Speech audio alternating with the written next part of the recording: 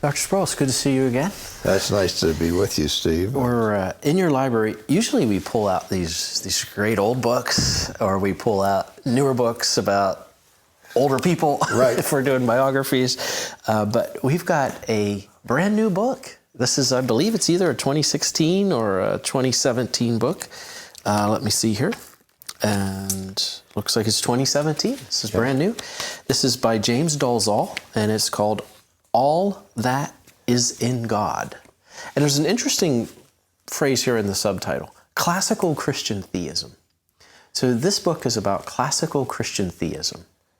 Exactly. And the crisis that we're facing right now as we speak, where there has been so many departures from classical theism, not only from liberal theology and neo-Orthodox theology, but evangelicals have moved away from classic theism, right, and even some of the leading voices for the Reformed faith have walked away. So when we're talking about the crisis, probably some people aren't even aware there is a crisis. No, they don't. But if you would go back a few years and see the program or the development of open theism. Yes. Open theism was spurred initially by philosophical considerations of process thought, where God was seen to have a polarity of being and non-being, good and evil within himself, and God himself was undergoing an evolution and a development. He was becoming. He was becoming. He was part of the process. Yes. And then out of that came this movement of hyper-Arminianism called open theism, where God is limited in his knowledge. He doesn't have full omniscience because he doesn't know the future decisions of human. And not only doesn't he know, he can't know. He can't know, because these are real free choices. Yes, that's and so exactly the future right. is So you open. have this big hullabaloo about open theism, which is normally thought to be a debate between classical evangelicalism and this departure. Mm-hmm. This is a little different thing, and it's not just the issue over open theism. It's over a shadow that has fallen over classical theology proper, over classical theism. Right. One of the things I've always said that, and when I would teach theology proper in the seminary, is that if you look at the doctrine of God as it's articulated in the Reformed confessions, and look at it in the Lutheran confessions and the Episcopalian confessions, whatever it is, when you talk about the very nature of God, who is invisible, and his simplicity, and his eternality and immutability, omnipresence, omniscience, all that stuff, I say you see the same descriptions of all of them. There is a Catholicity of classical theism, where everybody in different denominations, even Rome, would assert the same things. And so I would say to my students at the beginning of my class, there is absolutely nothing unique about the doctrine of God as we find it in historic Reformation thought.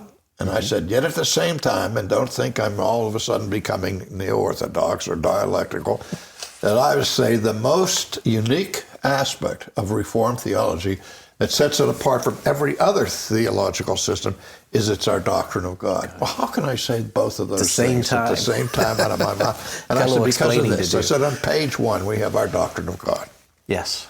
On page 2, we haven't forgotten our doctrine of God. The Reformed doctrine of God stays with it. It stays there in our ecclesiology, in our Christology, in our harmoniology, and all the aspects of theology are defined by our fundamental assertion of the nature and character of God. And what I've said from the beginning, since we started looking here, all those years ago, 46 years ago, I said the biggest crisis that the church faces today, I said this 46 years ago, is our understanding of the nature of God. And all of a sudden, we have major teachers questioning the simplicity of God. Yes. The immutability of God. Yeah. Okay. The eternality of God. Yeah. All of these basic, fundamental, foundational truths. And I've said what they've introduced is some sophisticated concept of becoming into their doctrine of God, which, in my estimation, leads to idolatry. Because it's not the God of the Bible. If there's one scintilla of becoming in the character of God, then God is no longer God. He's not pure being. Yes. He's not eternal. And, Augustine, and don't ask me where it was that he said this, because I don't remember where he said it. But this author gets into the whole issue of analogical language, how we are able to speak meaningfully about God, right? Yeah. And analogical language is distinguished from equivocal language and univocal or univocal language, and where words are a one-to-one correspondence.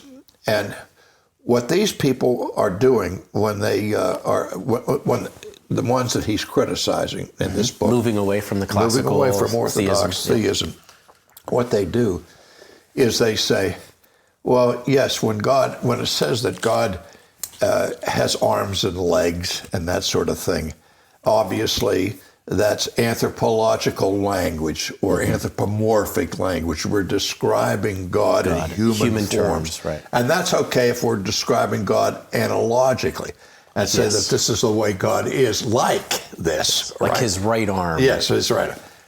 He said, but then they go on here and say on other elements where God is learning and God is relating to his creatures. Expressing emotion.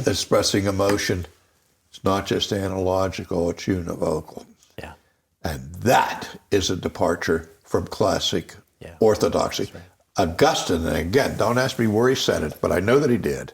A lot of times, you read stuff and you remember, then you forget exactly where the paragraph was. But it's there. It's there. It's that Augustine made a comment. Anything that is attributed to God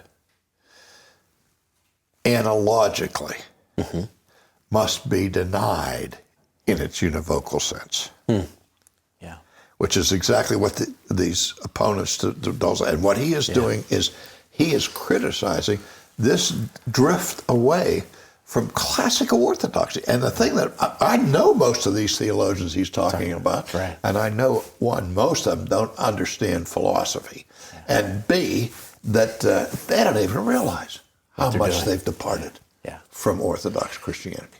So really, we're talking about the impassibility of God. Impassibility. We're also talking about the aseity, or sometimes aseity of God. Aseity. I love. That's one of my favorite words. I get chill bumps there when we're talking about God's self-existent. He's eternal self-existence and his pure being. I get more orthodoxy reading Plato than I get some of these guys here. Because they grasp that notion of pure being. Yeah. Well, and the book was actually a gift to you by the author. Yes. And he signed it. And this is what he signed. He said, "For Dr. R.C. Sproul, with gratitude for your long and faithful proclamation of Christian orthodoxy." And that's what you have been. As you say, from the beginning of Ligonier, you were talking about these things back in the 1971. Well, I have read this book twice now. Okay. Already, just in the last month, Steve, because I couldn't get over it. I thought, wow. I was starting to feel the Elijah syndrome. I was starting to think, I alone have what? And I said, wait a minute, we have 7,000 that haven't bothered me about. And this fellow really knows his stuff. I was really very impressed. Well, glad you enjoyed this book. It's good to see that, not only do we have these teachers that God has gifted in the past, but we have teachers that God is gifting to the church now. Yes. And we have folks who do help us think well about theology and about God. So that's this book for sure. Well, thank you, Dr. Sproul. Since you've read it twice, you might want to read it a third time, so I'm going to go ahead and give you back your book. Thank you so much. You can keep that. I probably will read it a third time. Well,